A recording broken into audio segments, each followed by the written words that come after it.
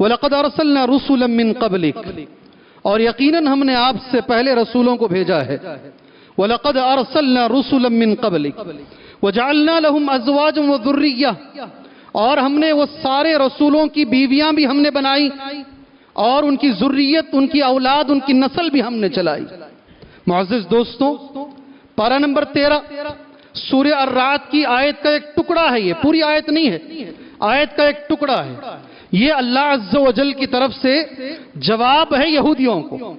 امام قرطبی رحمت اللہ علیہ اپنے تفسیر میں، تفسیر قرطبی میں بیان کرتے ہیں، اس ایک آیت میں اللہ عز و جل نے دو باتیں ہمیں بیان کی ہیں.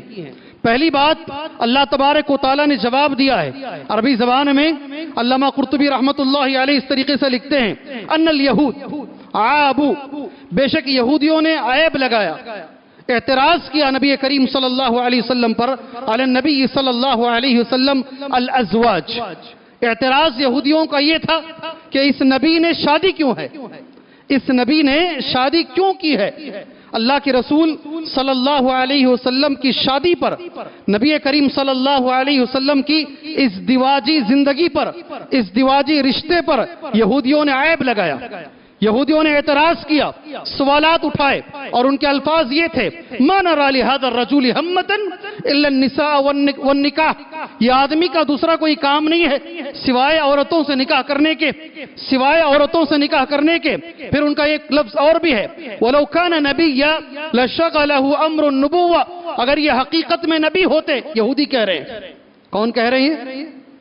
یہودی کہہ رہے ہیں، اگر یہ حقیقت میں نبی ہوتے تو یہ سارا وقت نبوت کے کاموں میں دیتے اور اسے چھوڑ کر ازدواجی زندگی کی طرف توجہ نہیں دیتے. دیکھیے میرے بھائیو، اس زمانے کے یہودیوں نے بھی اللہ کے رسول صلی اللہ علیہ وسلم پر، آپ کی ازدواجی زندگی پر، آپ کی میریڈ لائف پر، آپ کی جو شادی شدہ زندگی ہے اس پر انگلیاں اٹھائی تھی. اور آج کے بھی یہودی اور آج کے بھی نصارہ اور آج کے بھی معترضین حضرات اسی چیز کو لے کر اعتراض کرتے ہیں. اللہ عز و جل جواب دے رہا ہے، اس اعتراض کا جواب اللہ تبارک و تعالیٰ دے رہا ہے، اور دو چیزوں میں اللہ اس کا جواب دے رہا ہے. پہلی چیز، اللہ تبارک و تعالیٰ یہ کہتا ہے، اگر اس نبی نے نکاح کیا ہے تو ایک نبی بتا دو اس سے پہلے جتنے بھی نبی گزرے ہیں، جتنے بھی پیغمبر گزرے ہیں، سب نے نکاح کیا ہے، ساروں نے نکاح کیا ہے.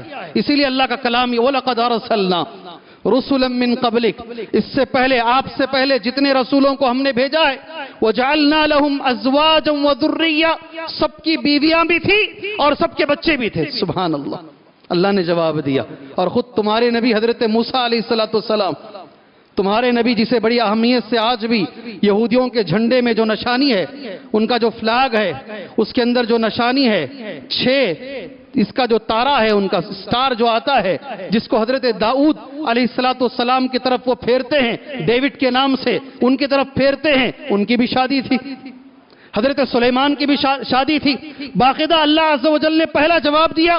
یہ خود یہ اللہ کے نبی نے نہیں بلکہ سارے نبیوں نے کیا ہے.